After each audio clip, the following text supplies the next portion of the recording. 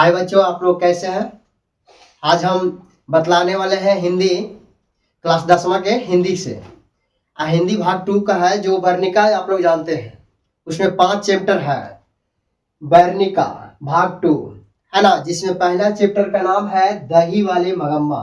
यह कन्नड़ भाषा में है। यदि हमारे वीडियो पे अगर नए हैं तो हमारे चैनल को सब्सक्राइब कर दें और वीडियो को लाइक कर दें, शेयर भी कर दें। चलिए तो अब हम आगे बतलाते हैं। ऑब्जेक्टिव रूप में है दही वाले मगम्मा। पाठ का नाम है दही वाले मगम्मा। देखिएगा पहला क्या है। दही वाले मगम्मा पाठ के लेखक कौन है ना। तो दही वाले मगम्मा पाठ के लेखक है श्रीनिवास जी। यहां देख लीजिएगा। देखिएगा एक महिला थी मगम्मा नाम के बूढ़ी, जो बेचारे दही बेचा करते थे। और इसका परिवार था एक पतोह यानी बहू है ना, बहू थी। उसके बाद में एक बेटा था और इसका एक पोता भी था। पोता इतना से मगम्मा नाम के एक व्यक्ति महिला थी, इसका परिवार था। चलिएगा, तो मगम्मा क्या काम करती थी। तो मगम्मा हमेशा दही बेचा करती थी। क्या काम करती थी? दही बेचती थी, है ना। तो देखिएगा दही वाले मगम्मा पाठ के लेखक क्या है, कौन है? तो श्रीनिवास जी है। अब देखना है कि ये कहानी किसने लिखे हैं। तो श्रीनिवास जी ने लिखे हैं। श्रीनिवास जी का पूरा नाम क्या है? तो मारुति वेंकटेश अयंगार। पूरा नाम क्या है श्रीनिवास जी के? तो मारुति वेंकटेश अयंगार। किनका नाम है? श्रीनिवास जी के। देखिएगा दही वाले मगम्मा किस भाषा से अनुदित कहानी है।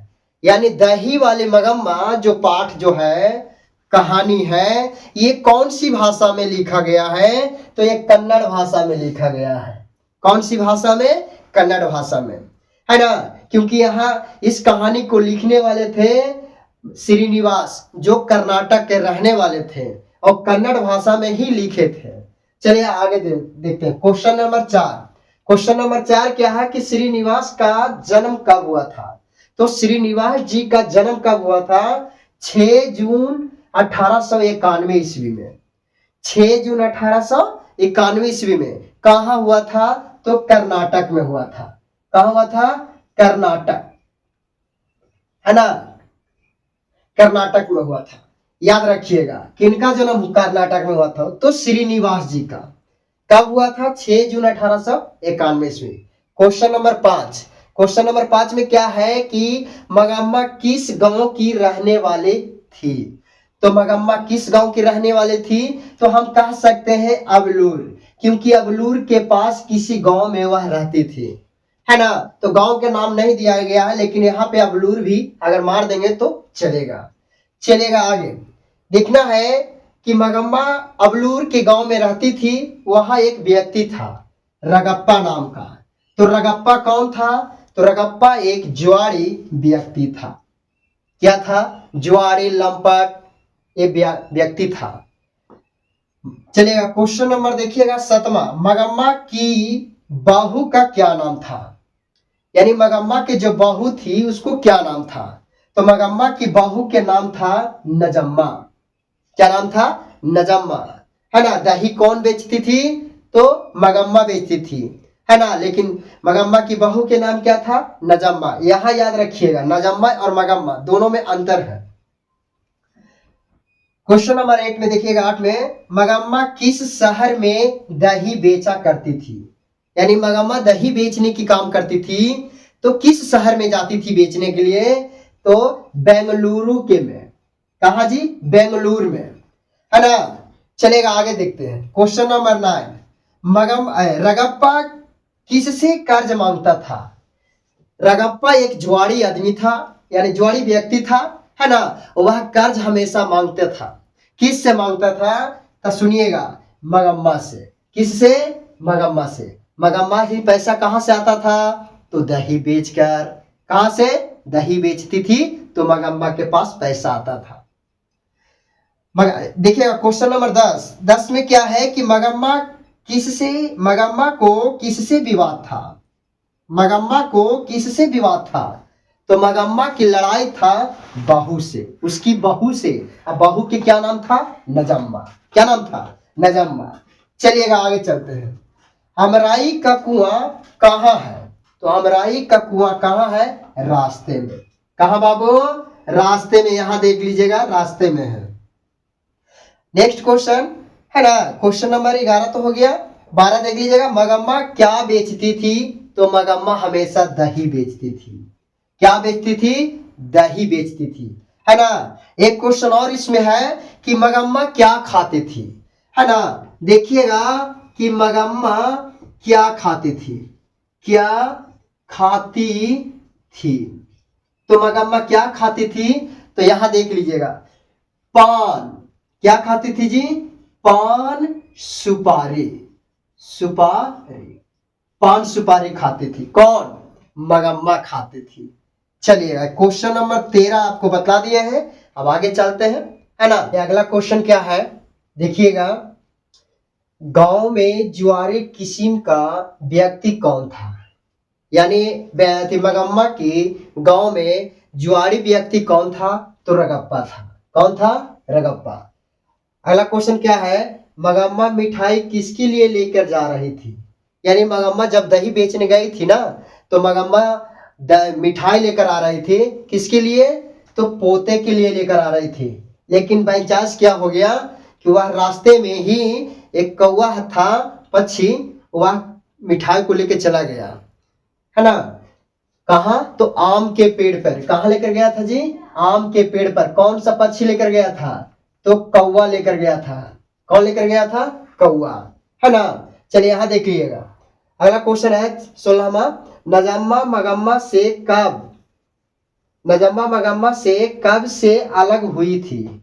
यानी नजम्मा और मगम्मा में अलग, दोनों में विवाद हो गया था। किसके लिए? पोते के लिए हुआ था। वो वह कब से अलग हो गया था? तो कब से अलग हुई? तो यहां देखिएगा, दोपहर से। आज ही दोपहर से। कब से? दोपहर से। चलिए अगला क्वेश्चन क्या है, दही वाली मगम्मा कहानी का प्रमुख पात्र कौन है?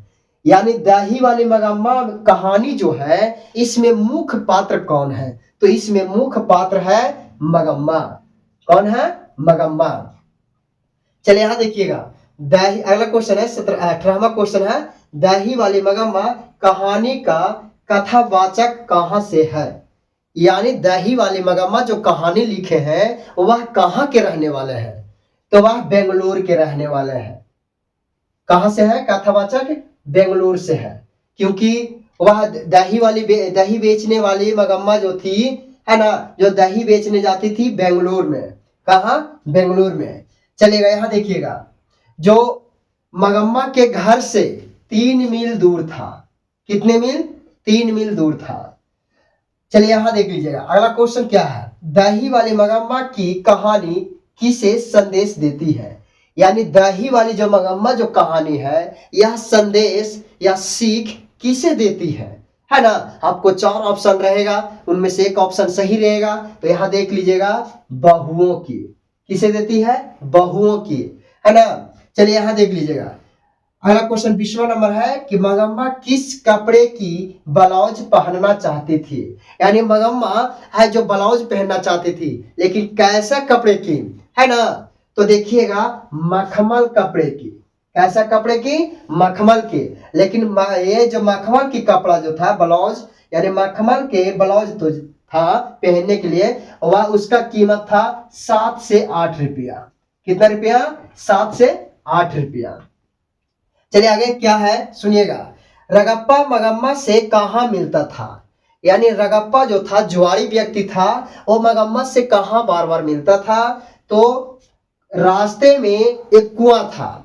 कौन सा कुआं था? अमराई कुआं में। कौन सा कुआं? अमराई कुआं। यानी कुएं के पास मिलता था, है ना। चलिए अगला क्वेश्चन क्या है 22वां नंबर, लेखक ने कहानी में मगरमच्छ की उपमा किसको दिया है? यानी जो दही वाले मगम्मा के पाठ के लेखक कौन है? श्रीनिवास जी ने, है ना, मगरमच्छ की उपमा किसे दिए थे? तो बहुओं के दिए थे। किसे दिए थे? बहुओं के, है ना। चलिए आगे देखते हैं। अगला क्वेश्चन 23 है जो मगम्मा अपना पैसा कहाँ रखना चाहते थे। जब मगम्मा अपने बेटे और अपने बहू से अलग हो गए तो वह दही बेचकर जो पैसा कमाती थी, है ना, वो रगप्पा के डर से वो पैसा कहाँ रखना चाहता था। 4 ऑप्शन आपको दिया हुआ रहेगा, है ना, उनमें से एक ऑप्शन आपको सही मारना है। लेकिन यहाँ पे देखिएगा हम डायरेक्ट लिख दिए हैं, है ना, माँ जी के पास। किसके पास? माँ जी के पास ही रखना चाहते थे। ये नहीं कि ऑप्शन में आ जाएगा 4 गो कि थानेदार के पास, बैंक में, है ना, माँ जी के पास, या इनमें से कोई नहीं तो मार देना, इनमें से कोई नहीं ना तो बैंक में मार देना। नहीं, गलत ही करना है, वहां गलती हो जाएगा। मारना है माँ जी के पास। किसके पास? माँ जी के पास। चलिए अगला क्वेश्चन 24 नंबर में क्या है सुनिएगा। सास बहू में झगड़ा क्यों हुआ था। अब सास बहू, तो सुनिएगा, बहू के नाम था नजम्मा और सास के नाम था मगम्मा। यानी नजम्मा और मगम्मा में झगड़ा किसके लिए हुआ था? तो पोते के चलते हुआ था। क्योंकि नजम्मा जो थी, है ना, नजम्मा जो थी अपने बेटे को बहुत पिटाई की थी। उसी के कारण जब बच्चे को पीट रही थी तो मगम्मा ने बोला, क्यों रे राक्षसी, इस बच्चे के क्यों मार रही है। इसी के कारण नजम्मा और मगम्मा में क्या हो गया था? झगड़ा हो गया था। चलिए अगला क्वेश्चन क्या है। बी आर नारायण ने किस कहानी का अनुवाद किया है। यानी बी आर नारायण जो थे, है ना, वो अनुवादित किए हैं कौन सी कहानी के? तो दही वाली मगम्मा के। ये हिंदी में कहानी अनुवादित किए हैं। हालांकि दही वाली मगम्मा जो कहानी है कन्नड़ भाषा में है। किस भाषा में है? कन्नड़ भाषा में। लेकिन हिंदी में इसको ट्रांसलेट किसने किए हैं? तो बी आर नारायण ने। कौन किए हैं? B R Narayan. चलिए अगला क्वेश्चन क्या है। अगला क्वेश्चन है नजम्मा मगम्मा की कौन थी। तो नजम्मा मगम्मा की कौन थी? तो बहू थी। कौन थी? बहू थी, है ना। चलिए इतना आपको ऑब्जेक्टिव